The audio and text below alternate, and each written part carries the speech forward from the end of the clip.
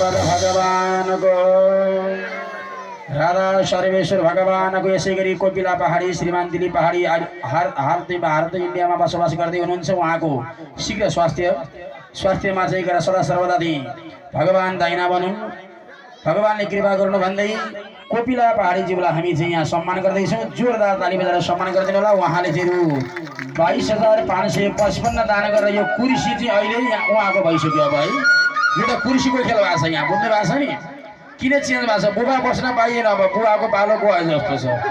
भागवत भगवानको अब बस्नुपर्छ अहिले नै है, भोलि कहाँ हुन्छ त।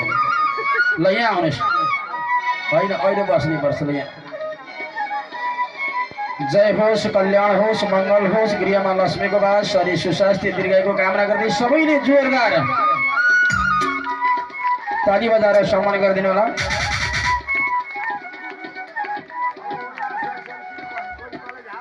खै ताली बजाउन कन्फ्युजन किन गर्नुभयो। ल जय होस्। आजको यस कार्यक्रमको सभानायकको रूपमा उहाँलाई हामीले घोषणा पनि गऱ्यौँ। यो कुर्सीको अलिकति खुट्टो भाँचिएछ कि भात दिनुभयो कसले भन्दा पहाडीज्यूले, कोपिलाज्यूले है। ल बसिदिनुहोस् है, बस्नुपर्छ है, यो नियम हो नि फेरि भागवतको।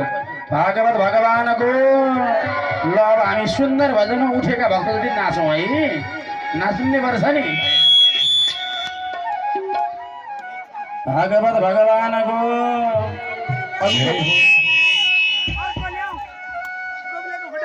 अघिको प्रश्नको उत्तर कहीँबाट आएन है।